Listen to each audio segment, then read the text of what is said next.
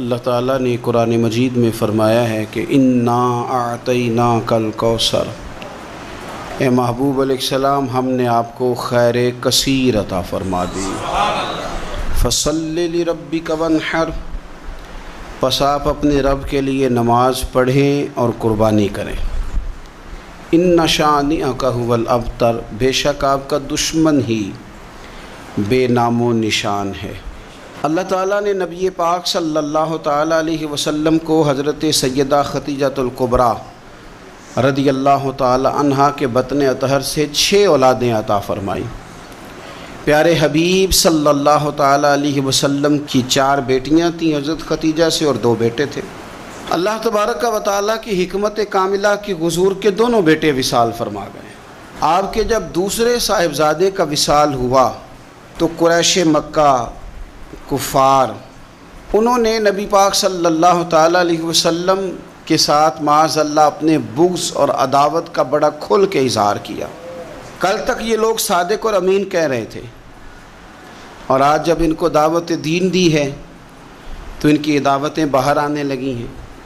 ان کی چونکہ عداوت تھی، بغض تھا، تو حضور کے دوسرے صاحبزادے جب وصال فرما گئے تو کہنے لگے کہ معاذ اللہ اب تو یہ ابتر ہو گئے، بیٹا ہی کوئی نہیں۔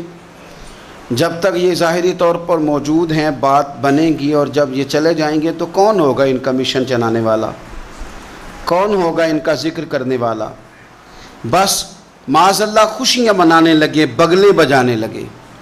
یہ کفار مکہ کا طریقہ ہے، قریش مکہ کا، مشرکین کا طریقہ ہے۔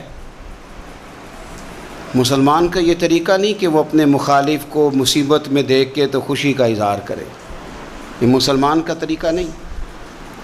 جس شخص کے ساتھ ہمارا کسی وجہ سے اختلاف رائے ہو جاتا ہے، وہ معاذ اللہ کسی مشکل میں گرفتار ہو جائے تو ہم بڑا اظہار مسرت کرتے، دیکھا نا اب جو ہو، میں تو پہلے ہی کہہ رہا تھا۔ ہمیں تو ہمارے بزرگوں نے فرمایا ہے کہ دشمن مرے تے خوشی نہ کریے، کیوں؟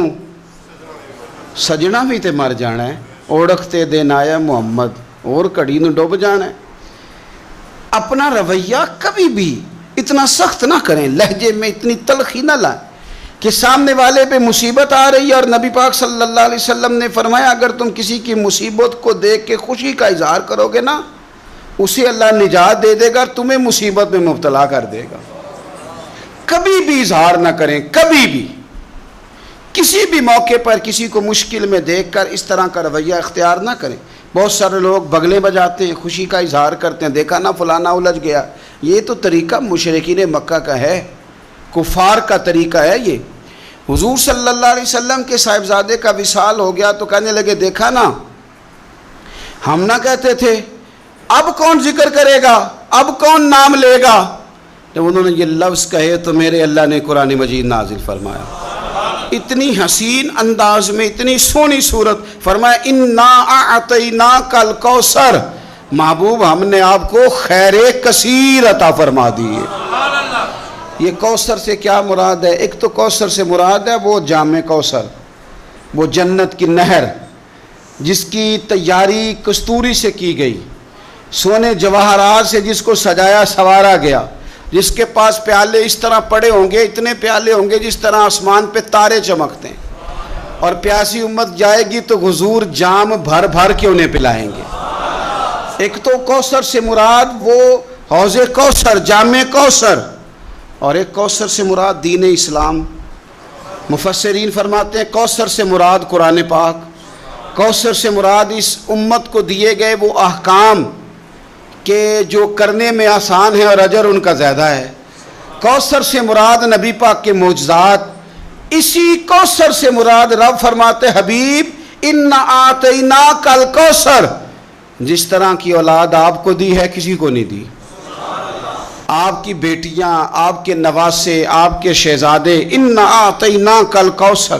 کیا شان ہے سیدہ زینب کی، کیا شان ہے حضرت رقیہ کی، کیا شان ہے ام کلثوم کی، سیدہ طیبہ طاہرہ ام کلثوم کی، کیا شان ہے سیدہ فاطمہ الزہرا کی، کیا مقام ہے مولا علی شیر خدا، کیا رتبہ ہے امام حسن کا، کیا مقام دیا ہے اللہ نے امام علی مقام امام حسین کو۔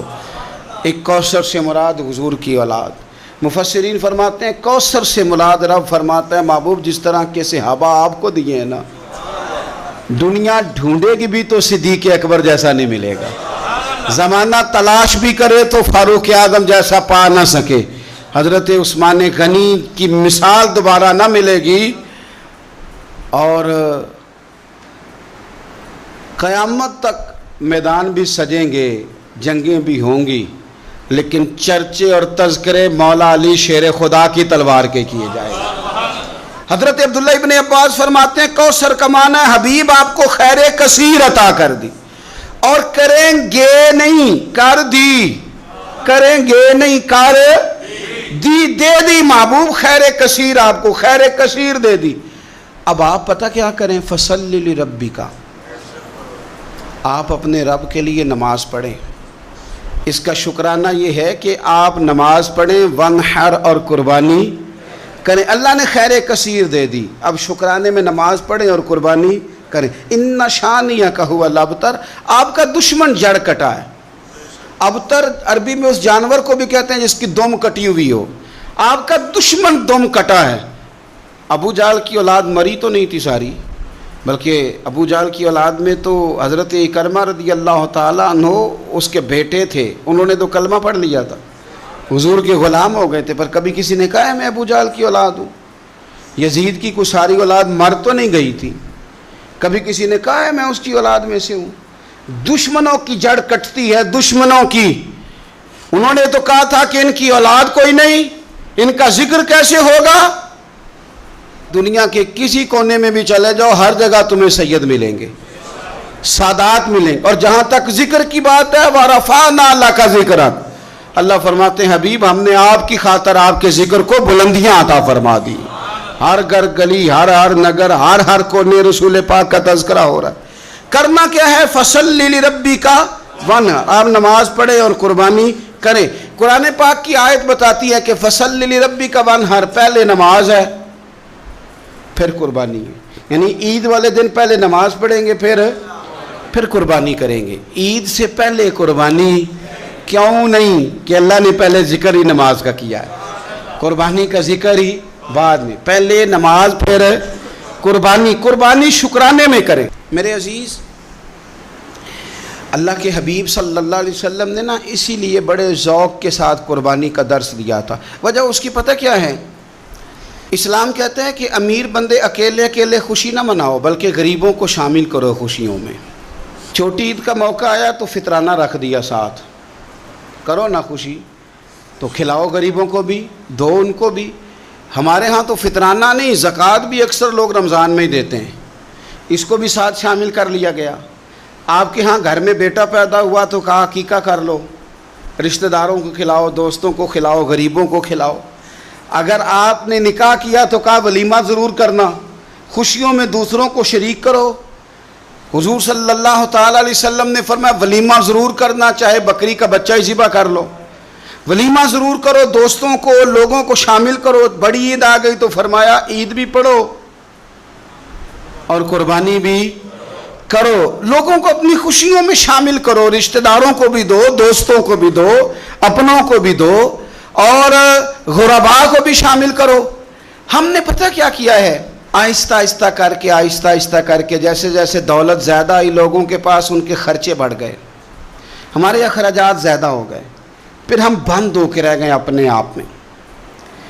غریب بھی اپنی غریبی میں بند ہے، اسے بھی اگر کوئی چیز میسر آتی ہے تو وہ اکیلا قبضہ کرنا چاہتا ہے، معذرت کے ساتھ، ناراض نہیں ہونا، وہ بھی اپنی جگہ بند ہے، بانٹ کے نہیں دیتا. اگر غریب بھی تھوڑا تھوڑا بانٹے، دائیں بائیں دیکھے تو پھر تو میرے رسول پاک کا وہ فرمان بھی بڑا خوبصورت ہے کہ حضور نے فرمایا کہ گوشت پکاؤ تو شوربہ زیادہ کر لو، چلو پڑوسیوں کو بھی شامل کر لو. تو غریب بھی اگر شوربہ زیادہ کر لے تو وہ بھی اس معاملے میں تو آگے. امیر نے کیا کیا ہے، امیر نے دوستیاں بھی امیروں سے لگا لیں، تعلقات بھی امیروں سے بنا لیے، اینک بھی امیری کی لگا لی، اسے نظر ہی کچھ نہیں آتا. آپ صدقات کریں، خیرات کریں. میرے نبی پاک صلی اللہ تعالی علیہ وسلم حضور فرماتے ہیں جب تم صدقہ دیتے ہو نا اللہ تبارک و تعالیٰ بے نیاز ہے ہر چیز سے، لیکن جب تم صدقہ دیتے ہو تو اللہ تعالیٰ اپنے دائیں دستے قدرت میں تمہارا صدقہ لیتا ہے۔ اللہ ہاتھوں سے پاک ہے جو اس کی شان کے لائق، اللہ اپنے دستے قدرت میں تمہارا صدقہ لے لیتا ہے۔ اور فرمایا جس طرح تم اپنے گھر میں بچڑا پالتے ہو نا، اس طرح رب تمہارے صدقے کو پالتا ہے، تمہارے صدقے کو اللہ پالتا ہے۔ شارحین حدیث کہتے ہیں یہ پلا ہوا صدقہ ملے گا تمہیں قیامت والے دن، اور یہ صدقہ دینے سے آپ طاقتور ہو جائیں گے، غریب کی مدد کرنے سے طاقتور ہو جائیں گے، آپ مضبوط ہو جائیں گے، آپ جری ہو جائیں گے، دلیر ہو جائیں گے۔ آپ چھپا کے صدقہ کر کے تو دیکھیں، روح طاقتور ہوگی، دل طاقتور ہوگا، سینہ طاقتور ہوگا، آپ کے مزاج میں روشنی آئے گی۔ کسی غریب بہن بھائی کو دے کے تو دیکھیں تو صحیح، جب اس کے آنسو بہتے ہیں تو یوں لگتا ہے کہ ان ایک ایک آنسوؤں کے قطرے میں 1 کروڑ دعا شامل ہے۔ یہ کام کریں تو صحیح، پر ہمیں بھولتا جا رہا ہے۔ گاؤں سے آ کر پڑھنے والے بھول ہی گئے کس کی ماں نے کتنا زیور بیچا تھا، بھولتا جا رہا ہے۔ میرے نبی پاک صلی اللہ تعالی علیہ وعلا آلہ وصحبہ وبارک وسلم، حضور نبی پاک صلی اللہ تعالی علیہ وسلم فرماتے ہیں زمین اللہ نے پیدا کی تو زمین ہلنے لگی، اللہ تعالیٰ نے میخیں بنا کے، قلعے بنا کے پہاڑ زمین کے اندر لگائے، پیوست کی۔ فرشتوں کو بڑا تعجب ہوا کہ شاید سب سے طاقتور مخلوق ہی پہاڑ ہے۔ اللہ نے لوہا پیدا کر دیا، پہاڑوں کو گویا کاٹ کے رکھ دیا۔ فرشتے سمجھنے لگے سب سے زیادہ طاقتور ہی لوہا ہے۔ اللہ نے آگ پیدا کر دی، لوہا بھی پگھلا دیا۔ فرشتے سمجھنے لگے شاید سب سے زیادہ طاقتور آگ ہے، رب نے پانی پیدا کر دیا، آگ بھی بجھا کے رکھ دی۔ فرشتے سمجھنے لگے سب سے طاقتور شاید یہ پانی ہے، رب کریم نے ہوا دکھائی، ہوا نے پانی کا رخ بدل دیا۔ فرشتے بار بار تعجب کر رہے تھے تو رب کریم نے فرمایا کتنا کچھ سوچو گے، میں تمہیں بتا ہی نہ دوں سب سے زیادہ طاقتور کون ہے؟ یا اللہ بتایا جائے تو فرشتوں کو میرے رب کریم نے فرمایا ان ساری چیزوں سے زیادہ طاقتور تو میرا وہ بندہ ہے جو سیدھے ہاتھ سے صدقہ دیتا ہے اور دوسرے کو پتہ بھی نہیں چلنے دیتا۔ وہ بڑا طاقتور ہے، وہ بڑا مضبوط آدمی ہے۔ وہ عید کی نماز پڑھنے جب نکلو نا، پلٹ کے ذرا لوگوں کے کپڑے ایک دفعہ دیکھ ہی لینا۔ جب عید والے دن صبح آپ نکلا کریں تو ذرا دیکھ ہی لیا کریں کس کس کا رنگ کیا ہے، آپ تھوڑا غور ہی کر لیا کریں۔ لیکن ہم نا اپنی ذاتوں میں اتنے مست اور محو ہو جاتے ہیں، خدا مجھے ایسی خدائی نہ دے کہ اپنے سوا کچھ دکھائی نہ دے۔ تھوڑا سا نیچے اتریں، تھوڑا سا لوگوں کا خیال کریں، تھوڑا سا آپ دیکھیں اسی وطن کے اندر کچھ لوگ ایسے ہیں جن کی غریبی انہیں پریشان کرتی ہے اور ان کی خودداری انہیں آمادہ کرتی ہے، وہ کشکول طلب بھی نہیں پھیلاتے۔ آپ خود سے تلاش کریں، آپ خود سے ڈھونڈیں، آپ مدد کا ذہن بنائیں، آپ دینے کا ارادہ کریں۔ دیکھیں میرا رب بڑا ہی کریم ہے۔ اور میرے نبی پاک علیہ الصلوۃ والسلام نے فرمایا یہ جو سخاوت ہے نا، اس کی جڑیں جنت میں ہیں۔ اس نے سخاوت تھام لی، گویا اس نے تھام لیا وہ درخت جس کی جڑیں جنت میں، اور یہ جو کنجوسی اور بخیلی ہے نا، بخیلی، اس کی جڑیں جہنم میں۔ اس نے اس کو تھام لیا، اس نے دوزخ کو تھام لیا۔ میرے رسول پاک صلی اللہ تعالی علیہ وسلم نا کھانا کھلانے میں بڑے راضی ہوتے تھے اور حضور ترغیب دیتے تھے کھانا کھلانے کی۔ اگر یہ فکر جو حضور نے بیان کی یہ فکر ہمارے مزاج کا حصہ بنے تو دیکھیں کس طرح بات آگے بڑھتی ہے۔ اصحاب صفہ بیٹھے، انہوں نے کھانا کھانا ہے تو نبی پاک صلی اللہ تعالی علیہ وسلم فرمانے لگے جس کے پاس 2 لوگوں کا کھانا ہے نا وہ 3 کو ساتھ لے جائے، اور جس کے پاس 3 کا کھانا ہے وہ 4 کو ساتھ لے جائے، جس کے پاس 4 کا کھانا ہے وہ 6 کو ساتھ لے جائے۔ فرمایا 2 کا کھانا ہے تو 3 کو وہ پورا آئے گا۔ ہمارے ہاں اگر اعداد و شمار اکٹھے کیے جائیں نا تو ہمارے ہاں جتنا کھانا ضائع ہوتا ہے شادی پہ، بیاہ پہ، ولیمے پہ، عقیقے پہ، دعوت پہ، وہ ضائع ہونے والا کھانا اگر جمع کر دیا جائے تو کتنے غریب لوگ ہیں جن بیچاروں کو ہم اچھے کھانے میں شریک کر سکتے ہیں۔ اور وہ بہترین غذا استعمال کر سکتے ہیں. کیوں کہ فرمایا 2 کا 3 کھا لو, 3 کا 4 کھا لو, 4 کا 6 لوگ کھا سکتے ہیں. اس سوچ کو جو سوچ رسول پاک نے عطا فرمائی, تو آپ دیکھ سکتے ہیں کتنے سارے لوگوں کو کھانا میسر آتا ہے. ہم نے اب کیا کیا ہے, ہم نے دعوتیں بنائی ہیں تو امیروں کی, تحفے دینے ہیں تو دعوتیں بھی امیروں کی ہیں, اور ہمارا اٹھنا بیٹھنا بھی. تو ہر چیز میں ہم نے لیول بدل لیا ہے. میں بار بار گزارش کرتا ہوں کہ واپس لوٹیں. آپ ان جگہوں پہ آئیں جو جگہ ہماری اصل ہے, جو ہمارا بنیادی کام ہے. میرے نبی پاک صلی اللہ علیہ وسلم نے فرمایا وہ دعوت ملعون ہے, لعنتی ہے, جس میں امیروں کو بلایا جائے اور غریبوں کو نہ بلایا جائے. آپ نے جھڑکی کوئی نہیں دینی. جب کوئی دروازے پہ گوشت لینے آ جائے, کھانا لینے آ جائے, کسی موقع پر کچھ لینے آ جائے تو جھڑکنا نہیں. آپ کا لہجہ ٹھیک ہو. کپڑوں کی دعوت نہ کریں آپ, گاڑیوں کی دعوت نہ کریں, انسانوں سے پیار کریں, اللہ کے بندوں سے محبت کریں. آپ دیکھیں کہ غرباء کے ساتھ جب آپ کا رویہ ٹھیک ہو جائے گا تو اللہ تعالیٰ آپ کو بڑے بڑے نصیبوں سے, بڑے بڑے رنگوں سے اللہ تعالیٰ آپ کو نوازے گا. میرے نبی کریم صلی اللہ تعالیٰ علیہ وسلم سے ابو جہل نے, ابو لہب نے مطالبہ کیا تھا کہ ہم آپ کے ساتھ بیٹھنا چاہتے ہیں, پر جب بھی آتے ہیں یہاں بلال حبشی بیٹھے ہوتے ہیں, صہیب رومی بیٹھے ہوتے ہیں, یہ غریب لوگ بیٹھے ہوتے ہیں, تو ہمارے اسٹیٹس کے لوگ بیٹھیں گے تو پھر ہم آئیں گے, ورنہ نہیں آئیں گے. رب رسول کا فیصلہ کیا آیا, اور میں تم نے بیٹھنا ہے تو بیٹھو, نہیں بیٹھنا تو نہ بیٹھو. بلال یہیں بیٹھے رہیں گے, صہیب یہیں بیٹھے رہیں گے, عمار بن یاسر یہیں بیٹھیں گے, سلمان فارسی یہیں بیٹھیں گے. غرباء اسی مقام پہ رہیں گے, ان کو اٹھایا نہیں جائے. تو آپ یہ عید کا جو موقع ہے, چھوٹی ہو یا بڑی ہو, اس کے بعد جتنے مواقع ہیں, اپنے غرباء کو نہ بھولیں. اور آپ کو پتہ ہے رشتہ دار سے صلہ رحمی کریں تو ڈبل ثواب ملتا ہے. اگر رشتہ دار غریب ہو تو ایک غریب کو دینے کا, ایک رشتہ نبھانے کا ڈبل اجر ملتا ہے. ہمارے اپنوں میں, بہن بھائیوں میں, چونکہ چھوٹی چھوٹی باتوں سے ناراضگی ہو جاتی ہے, اور وہ چھوٹی چھوٹی باتیں پھر اختلاف کا سبب بن جاتی ہیں. ان چھوٹی باتوں سے ہم ایک عقیدے کا, نظریے کا کسی جگہ اختلاف ہو تو بات اور ہے, لیکن چھوٹے چھوٹے ویسے مسائل گھروں میں ہو جاتے ہیں تو ہم ان مسائل کی بنیاد پر اتنے دور ہو جاتے ہیں. اتنا وہ بد عقیدہ ہوا, نہ دین چھوڑ گیا, نہ کوئی اور مسئلہ ہوا, لیکن ہم نے اتنی دوریاں کر لیں کہ بہت سارے لوگ ہمارے دسترخوان سے کھا رہے ہیں, بہت سارے لوگ ہیں جو ہماری جیب سے پل رہے ہیں, پر ہمارے اپنے ہم سے دور ہو گئے, ان کو ہم قریب نہیں کرتے.